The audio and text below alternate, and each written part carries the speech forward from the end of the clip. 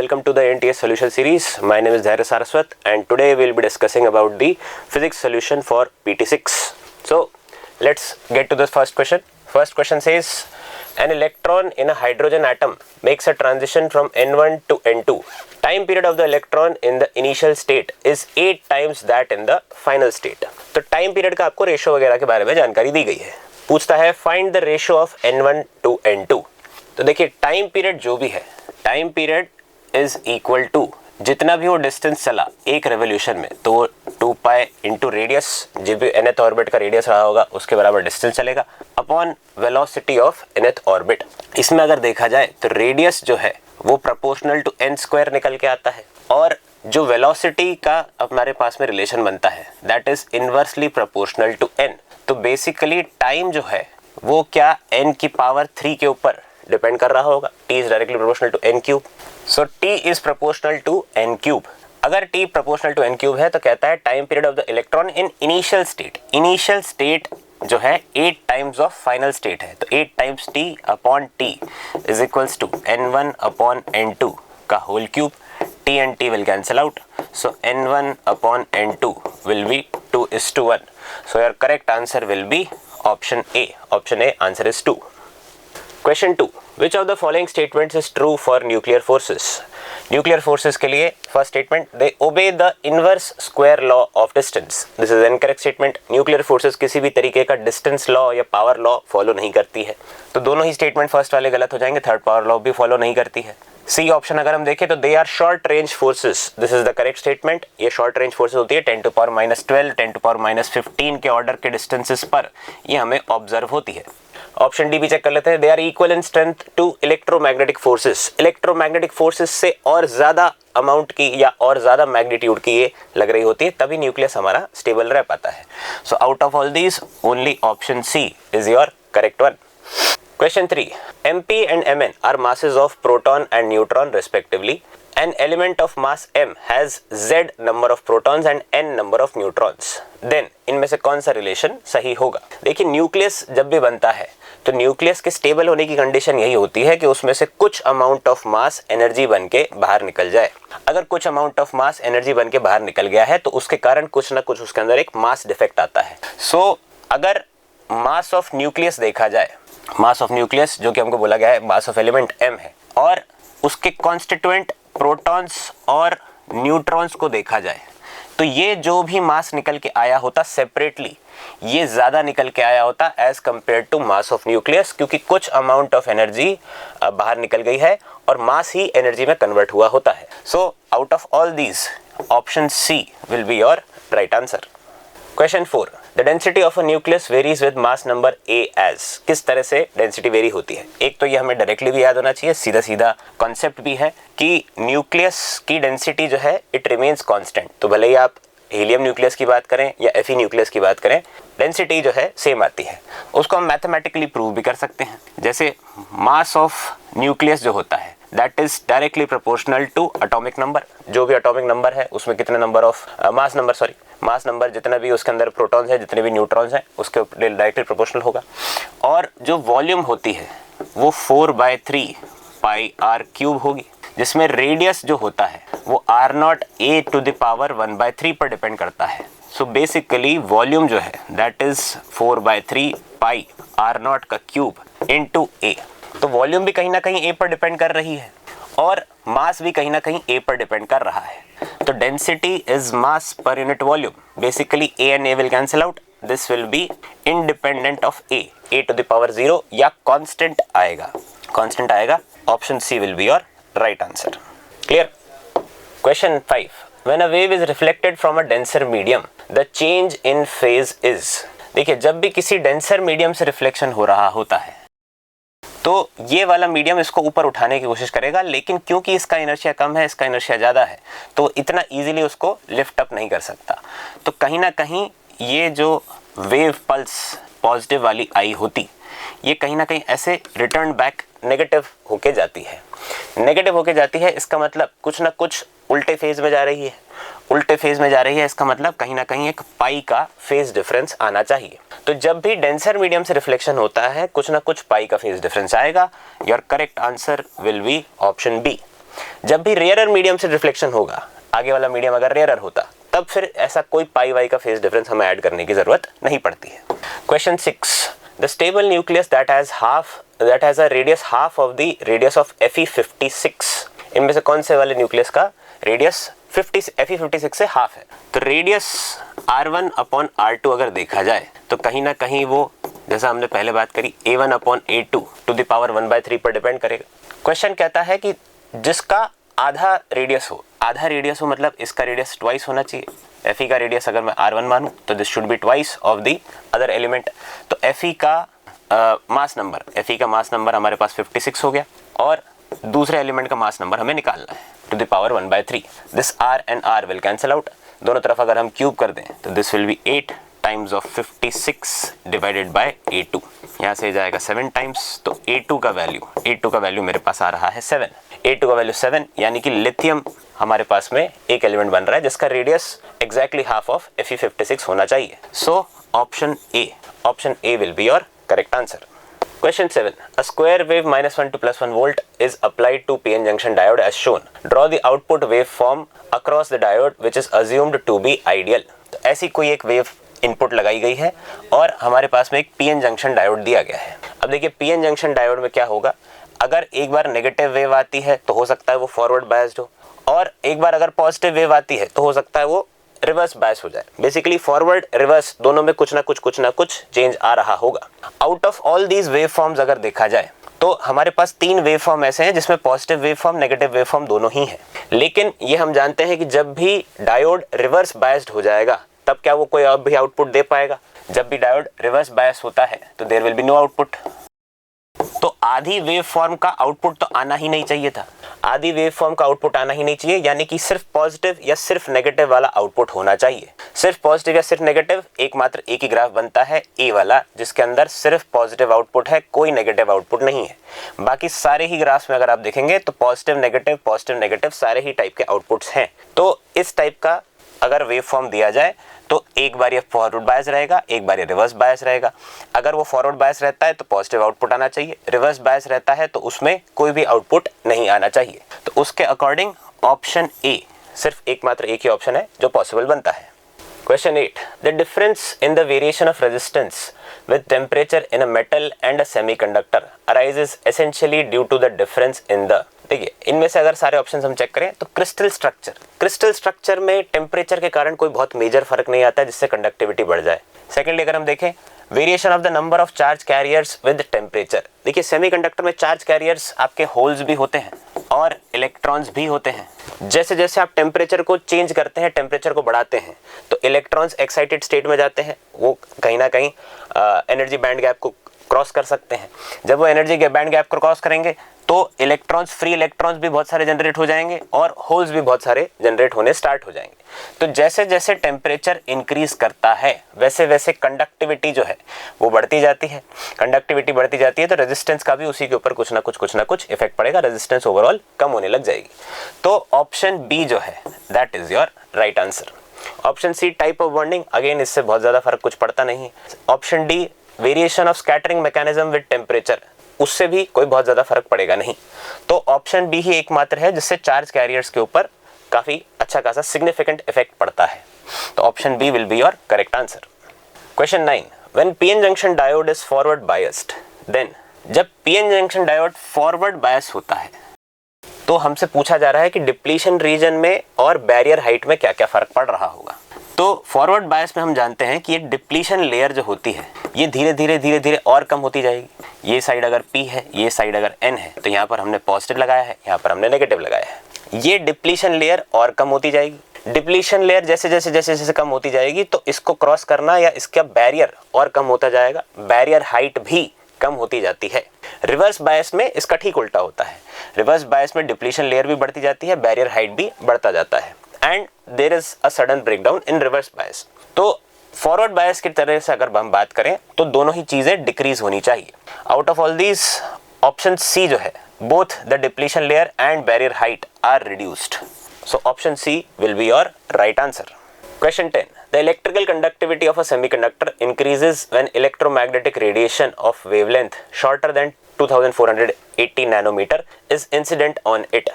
The band gap in electron volts for the semiconductor is.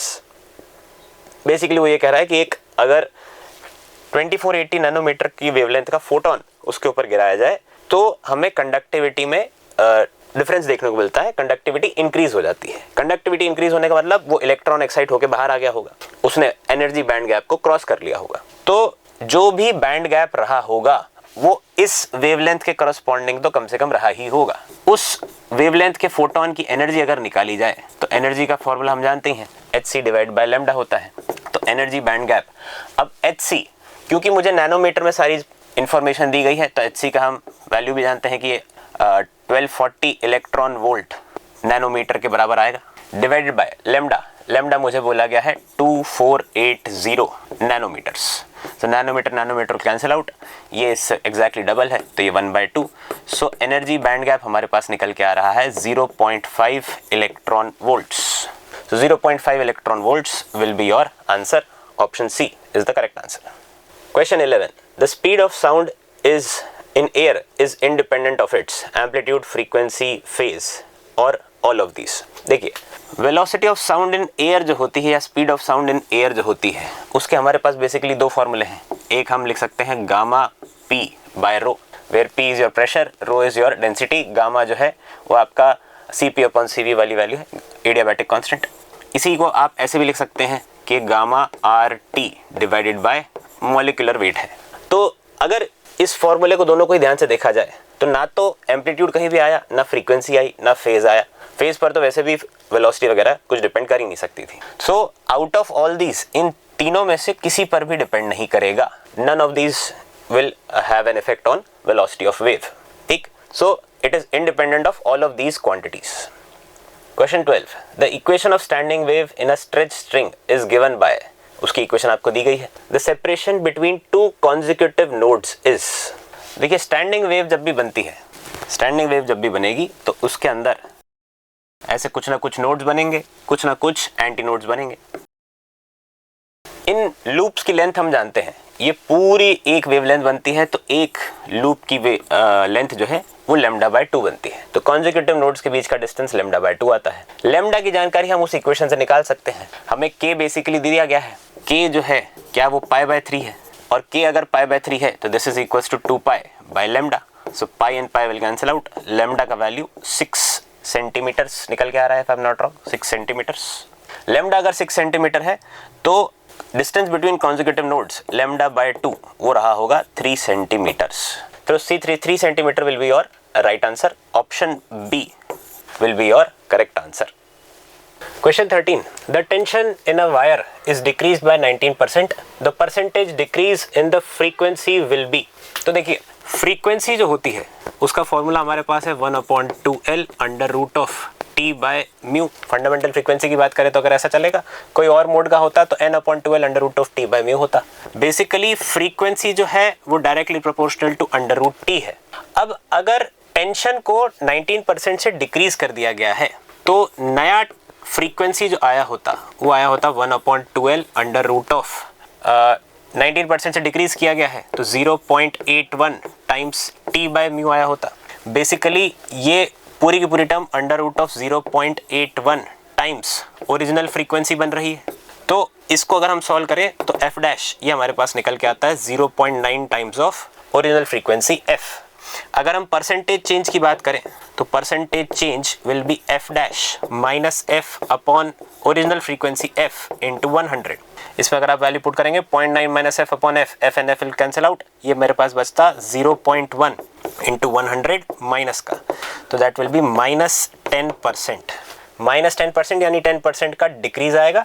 So option B 10% will decrease in the frequency. Question 14. A uniform rope having some mass hangs vertically from a rigid support. A transverse wave pulse is produced at the lower end. सबसे lower end पे कुछ ना कुछ wave generate करी गई है, एक pulse generate करी गई है। तो मान लेते हैं अगर इसका मास m है, लेंथ l है और ये कोई यूनिफॉर्म रोप थी। यहाँ पर अगर हमने कोई पल्स जनरेट करी तो ये ऊपर की तरफ जाती। अब जैसे जैसे ये ऊपर की तरफ जाएगी कुछ ना कुछ टेंशन में चेंज आया होता। किसी भी पॉइंट पर अगर हम बात करें कि टेंशन कितना आएगा तो tension at any point will be equal to total mass per unit length into जितनी भी लेंथ पर हम बात कर रहे हैं, जैसे मान लीजिए मैं यहाँ से अगर x डिस्टेंस पर बात करूं तो ये ऐसा कुछ टेंशन इनटू g, मास per length into x into g ऐसा आता। टेंशन का फॉर्मूला अगर ये बन रहा है तो मेरे पास जो वेलोसिटी आई होती वो under root of t by mu है। t बाय म्यू है तो वेलोसिटी का फॉर्मूला हमारे पास बनता under root of m by l into g into x divided by mu. Mu है mass per unit length, again m और l same है तो mass per length will cancel out, velocity will be equal to under root of gx। ऐसा कुछ velocity का expression आता।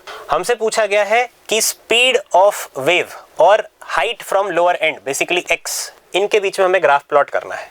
तो अगर यहां से ग्राफ को देखा जाए v is equals to under root gx आया है तो v स्क्वायर जो होगा वो g टाइम्स x रहा होता। v स्क्वायर अगर g टाइम्स x है तो basically y square equals to x जैसा कुछ ग्राफ बन रहा है, यानी ये पैराबोलिक ग्राफ इस टाइप का कुछ आता।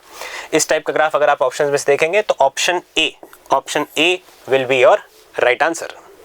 Question 15, equation of the wave is given by, एक आपको इक्वेशन दे रखी है, the speed of the wave will be. Speed of the wave का फॉर्मूला हम सीधे सीधे जानते ही हैं कि वेलोसिटी ऑफ वेव जो होती है वो ओमेगा अपॉन के के बराबर होती है। ओमेगा अगर हम यहाँ से देखें तो दैट इज 314 रेडियंस पर सेकेंड और के जो है 3.14 रेडियन पर मीटर है। इसको अगर हम सॉल्व करें तो दिस इज सिंपली 100 मीटर पर second. So 100 meter per second, option B will be your right answer. Question 16. The equation of traveling wave is given by this expression. Then the ratio of maximum particle velocity to wave velocity. देखिए maximum particle velocity जो होगी क्या वो a into omega रहती है किसी भी particle के लिए। यहाँ पर अगर हम एम्पलीट्यूड देखें तो एम्पलीट्यूड तो है a, ओमेगा अगर हम देखें तो ये 2 पाई को अंदर मल्टीप्लाई करना ना भूलें, ओमेगा हमारे पास में 2 पाई p आएगा। तो ये तो हुआ वेलोसिटी मैक्सिमम। वेव की वेलोसिटी अगर देखी जाए तो वेव की वेलोसिटी हमारे पास में ओमेगा डिवाइडेड बाय के बनती है। ओमेगा जो है वो हमारे पास 2 पाई p है डिवाइडेड बाय के हमारे पास में 2 पाई इंटू 1/5 है। 2 पाई विल कैंसिल आउट, ये निकल के आएगा 5p। ये 5p निकल के आएगा तो v max upon v velocity of wave ये आया होता 2 pi a p divided by 5p and p will cancel out, ये मेरे पास आएगा 2 pi a divided by 5। 2 pi a divided by 5 यानी option C will be your right answer.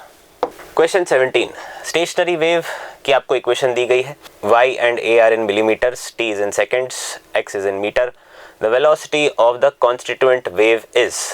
Again देखिए जो स्टैंडिंग वेव की इक्वेशन बनती है, स्टैंडिंग वेव की इक्वेशन जो बनती है उसमें भी आपका जो स्टैंडर्ड फॉर्म बनता है वो बनेगा आपका a sine omega t cos के एक्स। साइन कॉस साइन कुछ भी है उससे बहुत ज़्यादा फर्क पड़ता नहीं है, सिर्फ फेज का डिफरेंस चल रहा है। इसकी भी वेलोसिटी अगर आप देखें तो ये भी घूम फिर के ओमेगा डिवाइड बाय के ही बनती है।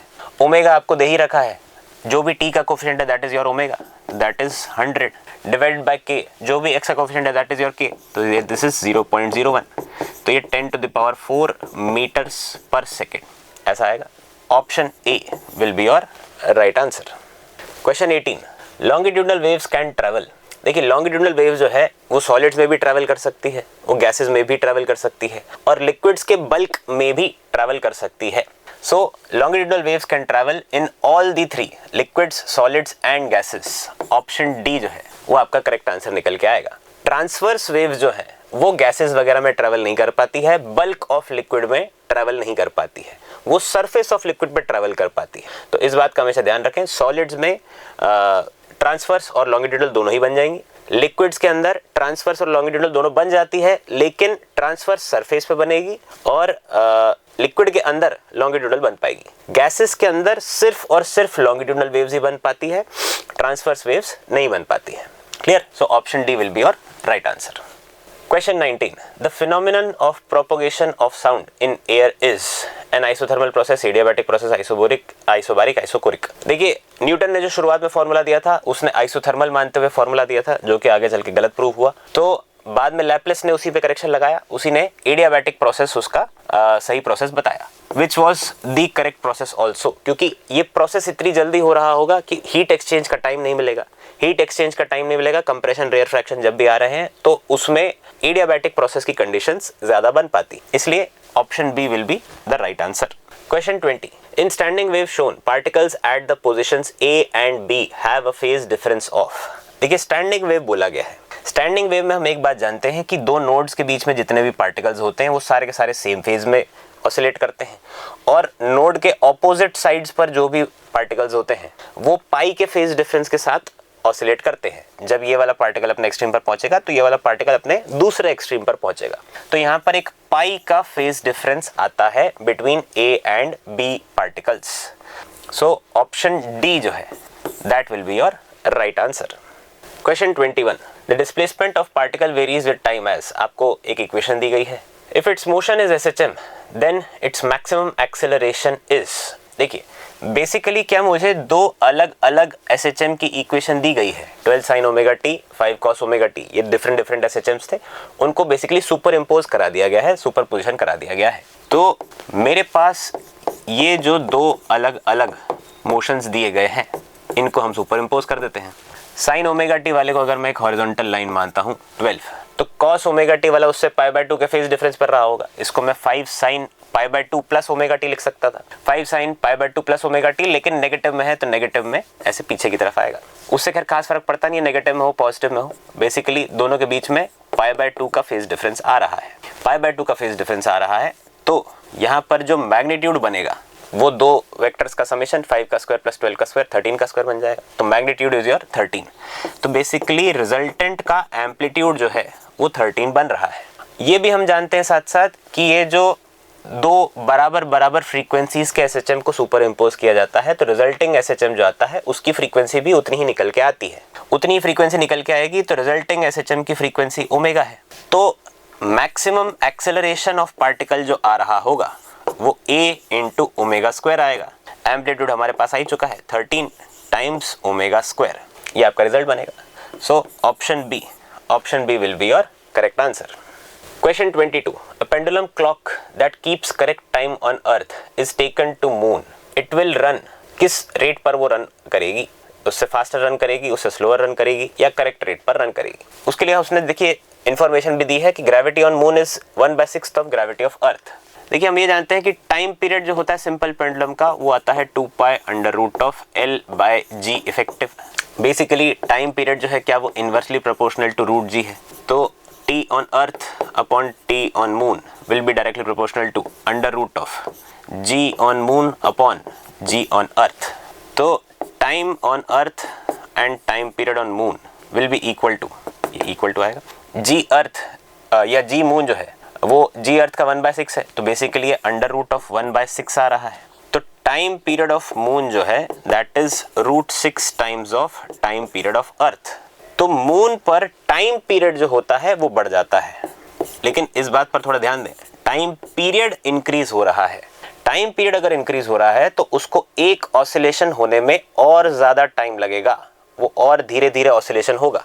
अगर वो और धीरे धीरे ऑसिलेशन होने वाला है इसका मतलब उसने एक ऑसिलेशन जो होता है वो ऑलमोस्ट 1 सेकंड के बराबर होता है, 2 सेकंड्स के बराबर होता है अगर सेकंड्स पेंडुलम की बात करें। तो अब वो ऑसिलेशन और धीरे हो रहा है, अगर वो ऑसिलेशन और धीरे हो रहा है तो टाइम जो है वो और स्लोली बढ़ेगा। उस क्लॉक के लिए टाइम और स्लोली बढ़ेगा, तो ये √6 टाइम्स स्लो हो जानी चाहिए, √6 टाइम्स स्लो हो जानी चाहिए, यानी ऑप्शन डी जो है that will be your right answer. तो ध्यान रखें जब भी टाइम पीरियड बढ़ जाता है तो क्लॉक स्पीड जो है या क्लॉक जो है वो स्लो हो जाती है। ऐसी कुछ बात आपने थर्मल फिजिक्स वगैरह में भी करी होगी। सिमिलरली जैसे जैसे टाइम पीरियड कम हो जाता है क्लॉक स्पीड जो है वो फास्ट हो जाती है और जल्दी टाइम बताएगी। Clear. Question 23, a pendulum has a time period capital T in air when it is made to oscillate in water, it acquired a time period of t dash is equals to √2 times of capital T. The density of the pendulum bob is equal to if density of water is 1. Basically specific gravity के term में हमें calculate करना है। तो देखिए उसी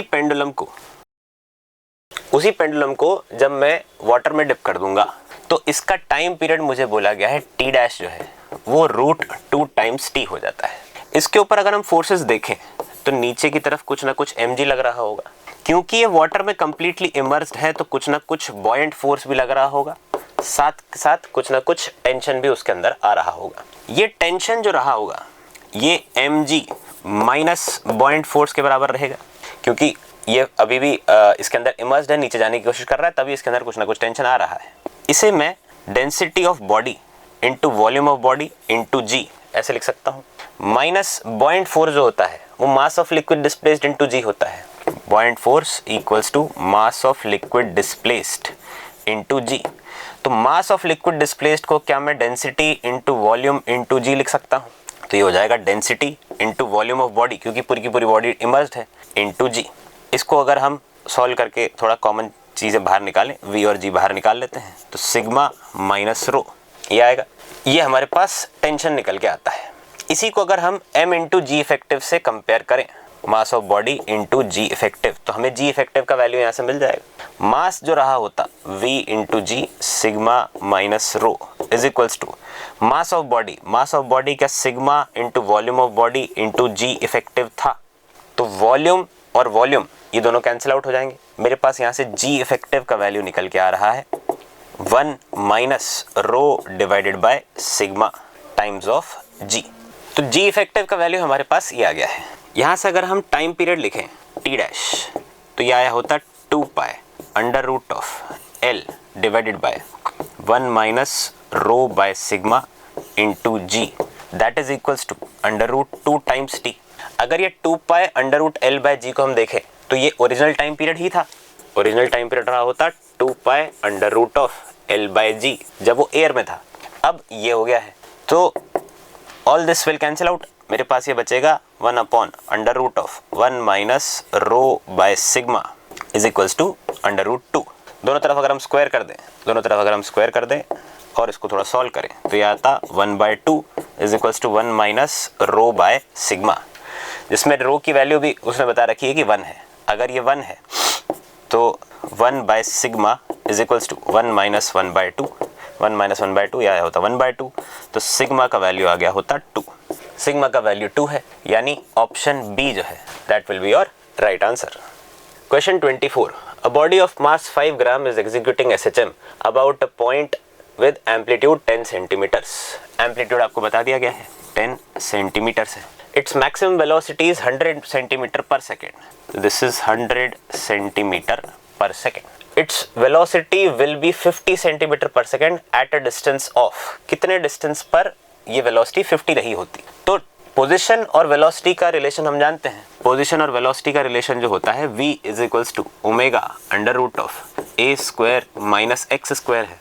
v max हमें दिया गया है, v मैक्स हमें दिया गया है। यहाँ से क्या ओमेगा की जानकारी हम निकाल सकते हैं। v मैक्स जो होता है वो a इंटू ओमेगा के बराबर होता है। तो एम्पलीट्यूड है 10 सेंटीमीटर, ओमेगा इज ओमेगा, क्योंकि वेलोसिटी मुझे 100 सेंटीमीटर पर सेकंड में ही दी गई है, तो सीधे सीधे हम पुट कर सकते हैं। तो ओमेगा का वैल्यू 10 रेडियंस पर सेकंड आएगा। ओमेगा का वैल्यू एक बार अगर हमारे पास आ गया है तो वेलोसिटी हमें चाहिए 50 metre per second, 50 centimetre per second, that is equals to 10 under root of amplitude again सब कुछ सेंटीमीटर में ही है, तो उसी में पुट कर देते हैं। This and this will cancel out, दोनों तरफ स्क्वायर कर दीजिए, तो 25 is equals to 100 minus x square. So x square का वैल्यू निकल के आया होता 75, सो एक्स का वैल्यू निकल के आएगा 5√3 सेंटीमीटर्स, 5√3 सेंटीमीटर, यानी कि C distance, C option will be your right answer. Question 25, a body executing SHM has a maximum acceleration.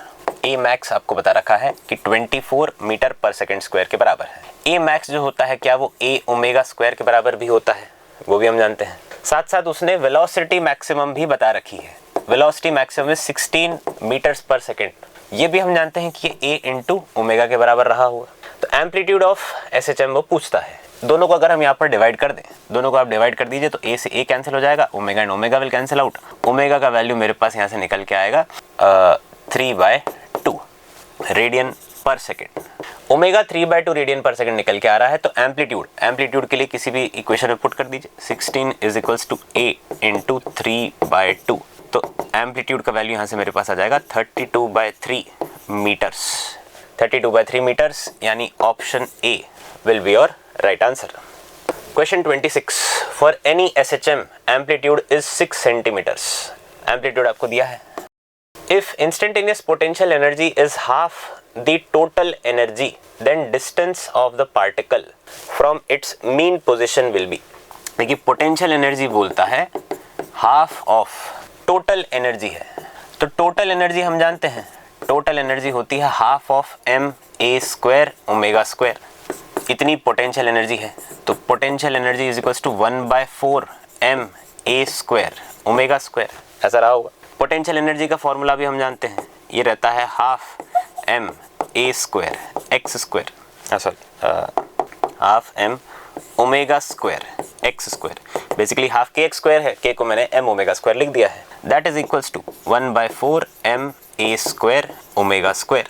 तो एम ओमेगा स्क्वायर से एम ओमेगा स्क्वायर कैंसिल हो जाएगा, मेरे पास यहाँ से x का वैल्यू निकल के आया होता, this is 1/2, so a/√2 plus minus, तो x equal two plus minus a/√2, amplitude का वैल्यू दिया हुआ है 6 के बराबर है, तो 6 डिवाइडेड बाय √2, √2 भी हम जानते हैं, दिस इज रफली 1.4, ये 1.4 है, तो अप्रोक्सीमेटली अगर मैं इसको 15 मानूं तो 15 से 4 से थोड़ी ज़्यादा वैल्यू आनी चाहिए, 4 से थोड़ी ज़्यादा वैल्यू, ऑप्शन बी 4.2 सेंटीमीटर इतना आएगा, तो option B will be your right answer.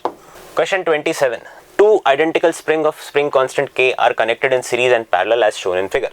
A mass M is suspended from them. The ratio of their frequency of vertical oscillation will be. तो ओमेगा का रिलेशन भी हम जानते हैं कि √K/m आता है, विच इज K इक्विवेलेंट, यहाँ पर मास टोटल मास के बराबर आएगा। सो बेसिकली ओमेगा जो है directly proportional to √K equivalent है, सो ω1 अपॉन ω2 जो रहा होता, अब क्योंकि दोनों में उसने कहा है सेम मास लटकाया गया है, सेम मास लटकाया गया है, तो मास पर तो कहानी डिपेंड करने वाली है ही नहीं, सिर्फ K इक्विवेलेंट पर कहानी डिपेंड करेगी। पहले वाले कंडीशन में अगर हम देखें तो K और K दोनों सीरीज में कनेक्टेड हैं, तो ये आया होता K/2। दूसरे वाले कॉम्बिनेशन में K एंड K दोनों पैरेलल में कनेक्टेड हैं, दोनों पैरेलल में है, तो ये आएगा 2K, K and K will cancel out, मेरे पास ये वैल्यू आई होती 1/2, अंडर रूट मार दें, सो ω1 अपॉन ω2 का रेशियो मेरे पास निकल के आ रहा है 1:2, option C will be your right answer. Question 28, when a particle is at extreme position performing SHM, its momentum is equal to 0। बात सही है, एक्सट्रीम पोजीशन पर वेलोसिटी जो होती है वो 0 हो जाती है, इसलिए मोमेंटम बोले काइनेटिक एनर्जी बोले सब चीज़ 0 हो जाएगी एक्सट्रीम पोजीशंस पर। रीजन भी यही बोलता है, at extreme position the velocity of particle performing SHM is equal to 0, so assertion and reason both are correct and it is the correct explanation, so 28 का ऑप्शन ए आएगा। Question 29, when a metallic surface is illuminated with light of wavelength lambda, the stopping potential is x volts, ठीक है। When the surface is illuminated by light of wavelength 2 lambda, the stopping potential is x/3. Threshold wavelength for the metallic surface is, देखिए stopping potential आपको दिया गया है कि x volt है, हम ये जानते हैं कि स्टॉपिंग पोटेंशियल जो भी होता है उसको अगर हम E से मल्टीप्लाई कर दें तो हमें काइनेटिक एनर्जी मिल जाती है, यही काइनेटिक एनर्जी मैक्सिमम बनेगा। काइनेटिक एनर्जी मैक्सिमम जो होता है वो बनेगा hc/λ, जितने एनर्जी का फोटोन आया माइनस वर्क फंक्शन को क्या मैं hc/λ0 बोल सकता हूँ, जिसमें λ0 इज योर थ्रेशोल्ड फ्रीक्वेंसी। सो इस रिलेशन को यूज करते हुए अगर हम सारी इक्वेशंस लिखें तो हमारे पास दिया गया है E times of x is equals to hc divided by lambda minus hc/λ0। मुझे λ0 की वैल्यू निकालनी है। अगली बार जब फोटोन डाला गया तो वेवलेंथ डबल कर दी गई थी, स्टॉपिंग पोटेंशियल x/3 हो गया है, तो hc/2 लैम्डा माइनस hc/λ0, ये दोनों इक्वेशंस को आप डिवाइड कर दीजिए। डिवाइड कर देंगे तो EX will cancel out, HC and HC सब तरफ से कैंसिल आउट हो जाएगा। सारी चीज़ों को आप एक तरफ क्रिस क्रॉस मल्टीप्लाई कर दें तो ये आएगा 1/2 lambda minus 1/λ0 is equals to 1/3 times of 1/λ minus 1/λ0, ये आएगा। इसे अगर हम सॉल्व करें तो 3 को इधर ले आते हैं तो 3/2 लैम्डा इसको उधर लेके आएंगे तो माइनस 1/λ इज इक्वल्स टू ये 3 टाइम्स ऑफ λ0 इधर जाएगा तो 3/λ0 माइनस 1/λ0। ये 3 को मैंने इस तरफ मल्टीप्लाई कर दिया है, आप इसको ऐसे लिख लें, ऐसे लिख दिया मैंने इसको, उसको फिर इधर उधर मल्टीप्लाई किया है तो 3/2 लैम्डा माइनस 1/λ, ये मेरे पास बचा होता 1/2 lambda. Is equals to 3 upon lambda naught minus 1 upon lambda naught, ये बचेगा मेरे पास 2 अपॉन लैम्डा नॉट। तो लैम्डा नॉट का वैल्यू मेरे पास 4 टाइम्स ऑफ लैम्डा निकल के आ रहा है। लैम्डा नॉट का वैल्यू 4 टाइम्स ऑफ लैम्डा, यानी कि ऑप्शन बी जो है that will be your correct answer. Question 30. A monochromatic point source of light is placed at a distance of d from a metal surface. Photoelectrons are ejected at a rate of n per second and with maximum kinetic energy E. If the source is brought nearer to distance d by 2, the rate and the maximum kinetic energy per photoelectron will become nearly. देखिए, जब भी distance को very किया जाता है, distance को जब भी वेरी किया जाता है तो इंटेंसिटी जो होती है उस पर फर्क पड़ेगा।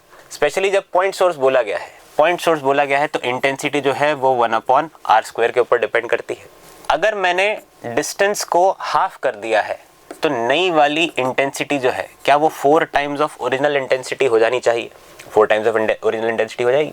और जो भी इंटेंसिटी होती है आई डैश, क्या वो number of photons per directly depend करती है?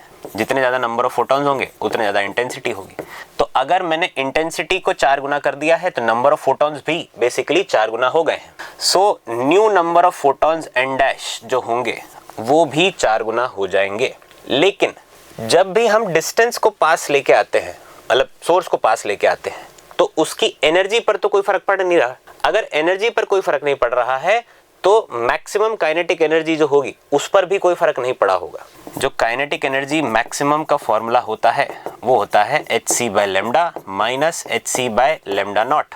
बेसिकली ये लैम्डा पर वेवलेंथ पर कोई फर्क पड़ा नहीं है, सिर्फ डिस्टेंस ही तो हमने कम किया है। डिस्टेंस कम करने से एनर्जी पर, वेवलेंथ पर, फ्रीक्वेंसी पर, इन सब पे कोई फर्क नहीं पड़ने वाला। इन सब पर कोई फर्क नहीं पड़ने वाला तो काइनेटिक एनर्जी मैक्सिमम जो है वो वही आएगी जो पहले आई थी, तो इट विल रिमेन अनचेंज्ड। तो नया नंबर ऑफ फोटॉन्स तो 4n हो जाएंगे, नई एनर्जी वही आएगी जो पहले आई थी, दैट इज E। तो ऑप्शन सी जो है that will be your correct answer. Question 31. In photoelectric effect, the curve between photoelectric current and anode potential V for different frequencies is shown in the figure. ये V1, V2, V3 अलग अलग frequencies है, न्यू1, न्यू2, न्यू3 अलग अलग frequencies है, उनके stopping potential आपको दिए गए हैं। उनका ऑर्डर आपसे पूछा गया है कौन ज़्यादा है, कौन कम है या बराबर है। तो देखिए, ये जो न्यू3 वाली फ्रीक्वेंसी है इसके लिए स्टॉपिंग पोटेंशियल मैक्सिमम आया है क्या? अगर इसके लिए स्टॉपिंग पोटेंशियल मैक्सिमम है तो काइनेटिक एनर्जी भी इसी के लिए मैक्सिमम होगी, is V into stopping potential. तो जिसका स्टॉपिंग पोटेंशियल ज़्यादा है उसकी काइनेटिक एनर्जी भी ज़्यादा होगी, काइनेटिक एनर्जी ज़्यादा होगी उसी की फ्रीक्वेंसी भी ज़्यादा रही होती। इसका मतलब इसकी फ्रीक्वेंसी जो है ये भी ज़्यादा रही होगी।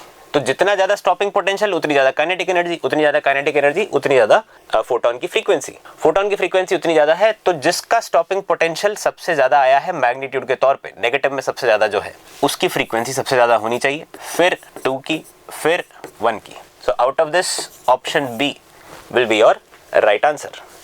Question 32. The de Broglie wavelength of an electron in the nth Bohr orbit is related to the radius capital R of the orbit as.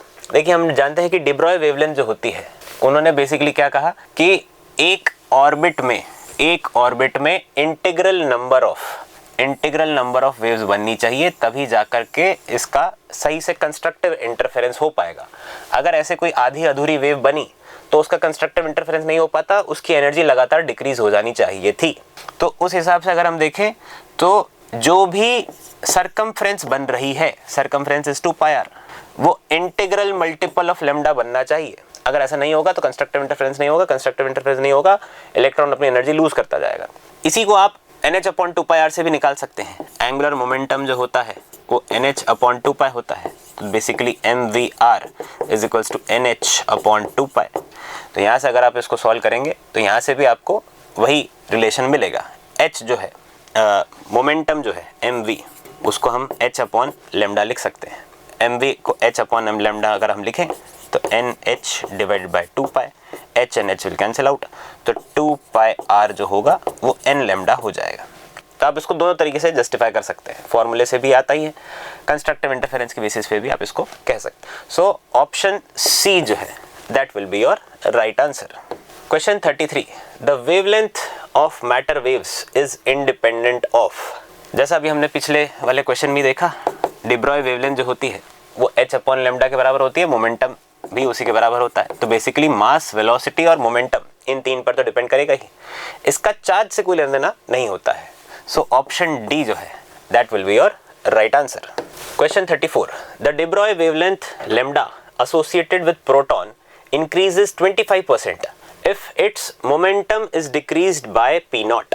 अगर वेवलेंथ इंक्रीज हो रही है 25% से, तो मोमेंटम डिक्रीज हुआ bye amount of p not. Initially मैंने मान लिया पी जो था वो कुछ h अपॉन लेमडा था, वेवलेंथ 25% से इंक्रीज हो जाती है तो ये h अपॉन 1.25 लेमडा हो गया है, और मोमेंटम जो है वो पी नॉट से डिक्रीज करा दिया गया है, तो p माइनस पी नॉट ऐसा कुछ हो गया है। मुझसे पूछा गया है इनिशियल मोमेंटम कितना था, बेसिकली p की वैल्यू पूछ रहा है, ये इनिशियल कंडीशन थी। इनको दोनों को इक्वेशंस को आप डिवाइड कर दीजिए, तो h लेमडा सब कैंसिल हो जाएगा, मेरे पास ये निकल के आया होता p upon p minus p naught is equals to 1.25। दोनों को इधर उधर मल्टीप्लाई कर दिया जाए तो p is equals to 1.25 times of p minus 1.25 times of p not.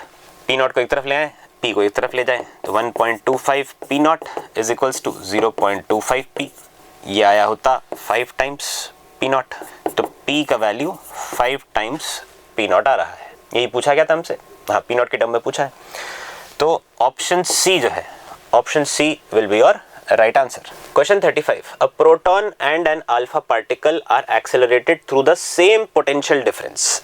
इस लाइन पर ही सबसे ज्यादा फोकस रखिएगा हमेशा, किस चीज के साथ में वेरिएशन बोला गया है, पोटेंशियल डिफरेंस सेम बोला गया है, तो पोटेंशियल डिफरेंस का ही फॉर्मूला लिखा जाएगा, ratio of de Broglie wavelength of the proton to that of an alpha particle। Basically momentum जो होता क्या वो under root of 2m times of kinetic energy हो जाता है, लेकिन काइनेटिक एनर्जी के लिए बोला है सेम पोटेंशियल डिफरेंस से एक्सेलरेट किया गया है, तो मोमेंटम जो होता वो under root of 2m times of q into potential difference, accelerating potential difference, इसके बराबर होगा। और यही मोमेंटम जो होता है क्या वो h अपॉन लेमडा के बराबर भी हो जाता है। सो बेसिकली लेमडा जो है वो inversely proportional to under root of mass into charge into accelerating potential है। अब वो यही पूछ रहा है कि ratio of de Broglie wavelength for the proton to that of an alpha particle, तो lambda of proton upon lambda of alpha particle जो आएगा that will be equal to under root of mass of alpha particle, basically mass, charge and accelerating potential for alpha particle upon mass, charge, accelerating potential for proton.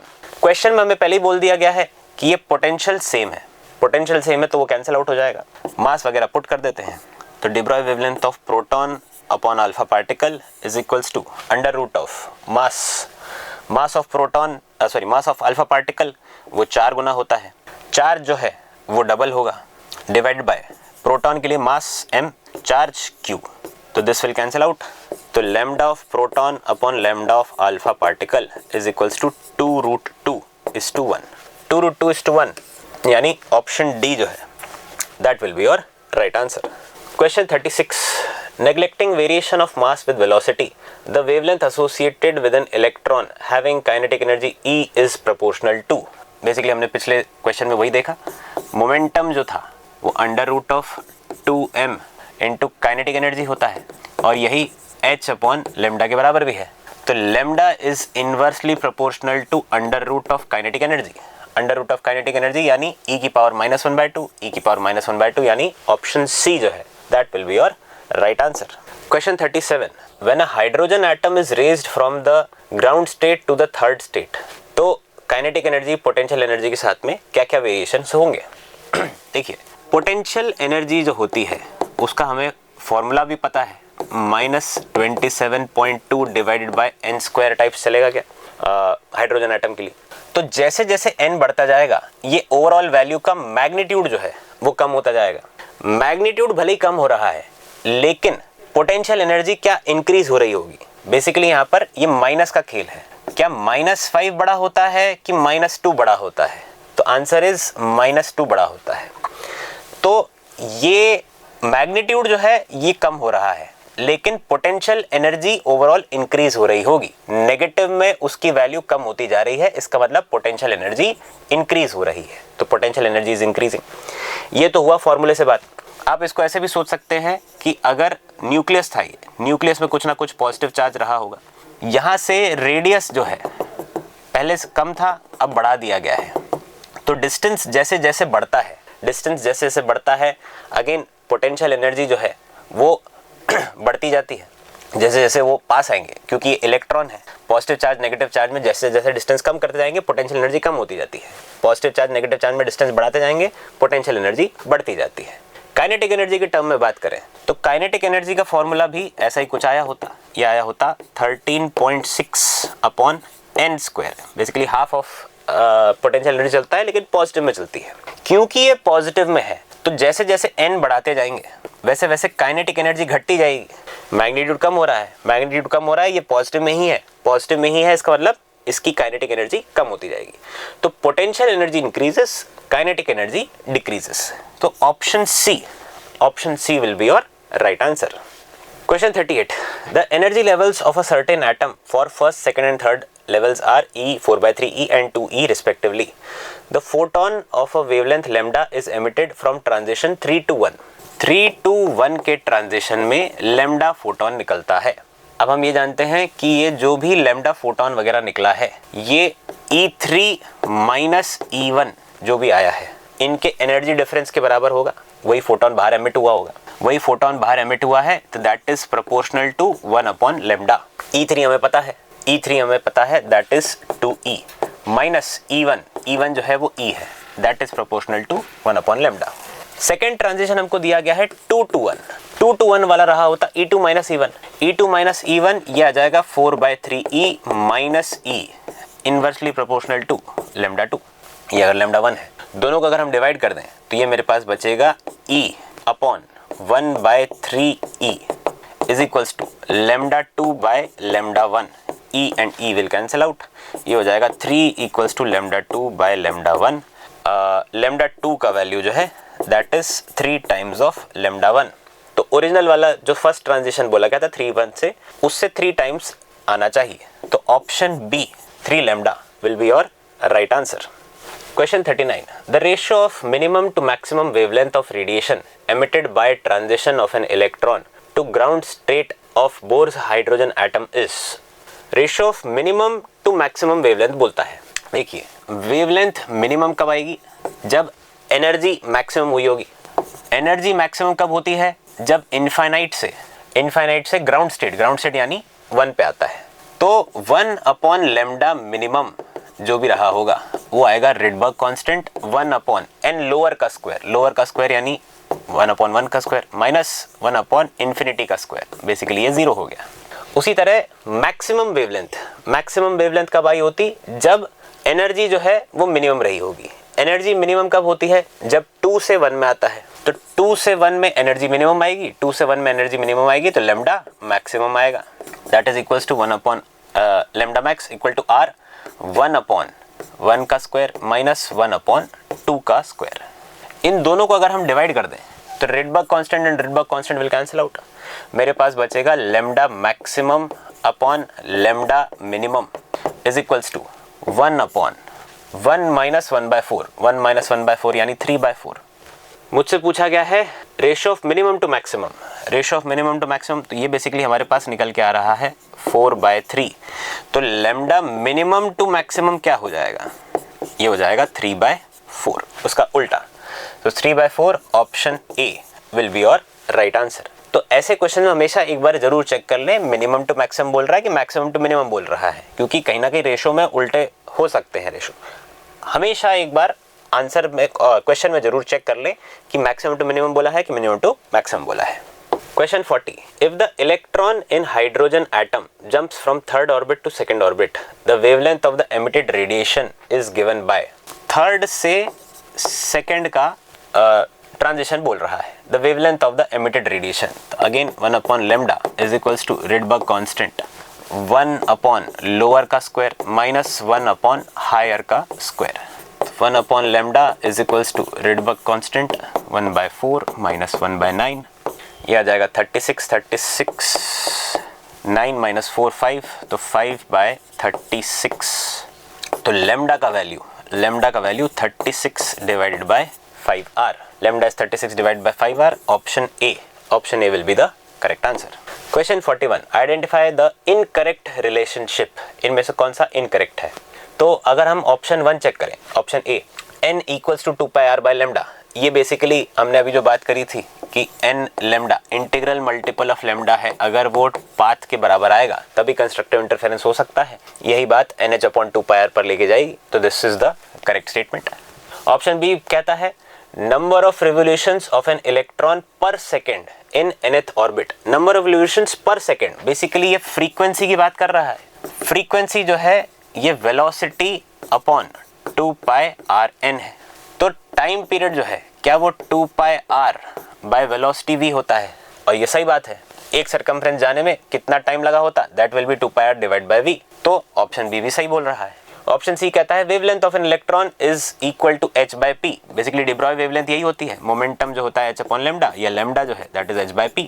तो third option C option is also correct. Fourth option कहता है speed of de Broglie wavelength particle accelerated by a potential difference v is. तो देखिए kinetic energy जो होती है half mv², वो कितना वर्क डन हुआ है उसके बराबर होती है. Work energy theorem. Work done कितना हुआ होगा? तो जो भी चार्ज होता है, चार्ज अगर इलेक्ट्रॉन बोला है तो E इंटू पोटेंशियल डिफरेंस वो है V. तो वेलोसिटी जो आई होती ये आई होती 2ev डिवाइडेड बाय m का अंडर रूट. लेकिन हमें जो एक्सप्रेशन दिया गया है उसमें अंडर रूट गायब है. अंडर रूट गायब है, इसका मतलब ये वाला जो ऑप्शन डी है, ऑप्शन डी गलत है. ऑप्शन डी ही आपका इनकरेक्ट रिलेशनशिप है. So that will be your answer. Clear. Question 42, which series of hydrogen atom lies in infrared reason. तो देखिए लाइमन बाल्मर, ये दोनों की दोनों, इसमें से लाइमन जो होती है ये आपकी अल्ट्रावायलेट में लाई करेगी. बाल्मर जो है वो आपकी विजिबल में लाई करेगी. और इसकी बाद की जो भी होती है that is bracket Paschen fund, ये सब की सब आपकी इंफ्रारेड रीजन में लाई करनी चाहिए. वही हमसे पूछा गया है इंफ्रारेड में कौन सी लाई करती है. तो इंफ्रारेड में सी वाली जो है ब्रैकेट पास्चन एंड फंड ये लाई करती हैं. तो इन पर काफ़ी बार क्वेश्चंस काफ़ी सारे पूछे गए हैं. आप जरूर इनको ध्यान रखें कौन सी लाइंस कहाँ पर कौन सी रेंज में लाई करती हैं. Question 43. The figure indicates the energy level diagram of an atom and the origin of 6 spectral lines in emission. Example भी बता रहा है line number 5 arises from B to A, वो सब उसने समझा रखा है. Which of the following spectral lines will occur in the absorption spectrum? अब देखिए emission spectrum और absorption spectrum में फर्क होता है. emission spectrum कब होता है? जब हायर स्टेट से लोअर स्टेट में जा रहा हो, तो वो कुछ ना कुछ फोटोन को एमिट करेगा, एनर्जी को बाहर निकालेगा, तब हमको एमिशन स्पेक्ट्रम मिलता है. अगर हमने कुछ ना कुछ फोटोन उसके ऊपर भेजा है तो वो कुछ उस फोटोन को एब्जॉर्ब करके दूसरे एक्साइटेड स्टेट में जा सकता है. लेकिन जब भी वो फोटोन को एब्जॉर्ब करेगा तब उसका ग्राउंड स्टेट में होना जरूरी है क्या? कभी भी वो हायर स्टेट में एब्जॉर्प्शन नहीं कर पाता है, क्योंकि हायर स्टेट में वो रहता ही नहीं है, बहुत फ्रैक्शन ऑफ सेकंड के लिए रहता है हायर स्टेट में, फिर वापस वो अपने ग्राउंड स्टेट में आ जाता है. तो जब भी एब्जॉर्प्शन स्पेक्ट्रम बनेगा वो ग्राउंड स्टेट से ही बनेगा. ग्राउंड स्टेट से ही बनेगा का क्या मतलब? यानी ये 3 वाली लाइन जो है ये वापस हमको मिल जाएगी. x to a वाली भी मिल जाती, x to b वाली मिल जाती, x to c वाली मिल जाती. लेकिन a to b या a to c और b to c ये वाली नहीं मिल पाएगी, क्योंकि ये दोनों ग्राउंड स्टेट में नहीं है. ये दोनों ग्राउंड स्टेट में नहीं है, इसलिए ये वाली लाइन हमको नहीं मिल पाएगी. यानी कौन सी लाइन मिल पाएगी? जो भी ग्राउंड स्टेट से वापस जा रहे हैं, यानी कि 1, 2 और 3 ये तीनों ग्राउंड स्टेट से जा रहे हैं. तो यही आपको एब्जॉर्प्शन स्पेक्ट्रम में मिलेगी, यही आपको एब्जॉर्प्शन स्पेक्ट्रम मिलेगी. Option C will be your right answer. Question 44. When hydrogen atom is in its first excited level. First excited level बोलता है यानी कि सेकेंड ऑर्बिट की बात कर रहा है क्या? Then its radius is dash times of the Bohr radius. तो देखिए रेडियस हमें पता है, रेडियस जो है that is proportional to n square होता है. प्रोपोर्शनल टू n स्क्वायर होता है, n हमें पता चली गया है, फर्स्ट एक्साइटेड स्टेट की बात कर रहा है, तो n इक्वल टू 2 है. तो r1 अपॉन r2 जो होगा क्या वो 4 टाइम्स आ जाएगा? बेसिकली नया रेडियस जो भी है वो पुराने रेडियस के 4 गुना ज़्यादा है, 4 गुना ज़्यादा है. तो b जो है that will be your right answer. तो फर्स्ट एक्साइटेड स्टेट उसको जरूर थोड़ा सा एक बार देख लें कि कौन सा स्टेट बोला है. Question 45. The shortest wavelength of Balmer series of hydrogen atom is. अब देखिए बाल्मर सीरीज की शॉर्टेस्ट वेवलेंथ बोल रहा है. शॉर्टेस्ट वेवलेंथ का मतलब एनर्जी सबसे ज्यादा. एनर्जी सबसे ज्यादा बार्मर सीरीज में होनी चाहिए, यानी कि इन्फिनिटी से 2 वाला ट्रांजिशन बोल रहा है। इन्फिनिटी से 2 वाला ट्रांजिशन यानी 1 upon lambda is equals to Rydberg constant 1 upon n lower का स्क्वायर माइनस n हायर का स्क्वायर 1 अपॉन इन्फिनिटी का स्क्वायर। ये आपके पास 0 आ जाएगा, ये बचा 1/4, तो लेमडा आपके पास बचेगा 4/r। Lambda 4/r, option A will be the correct answer. Clear? So identify your mistakes. एक बार वापस से सारे क्वेश्चंस लगा के देखें आप किस क्वेश्चन में अटकते हैं। Thank you.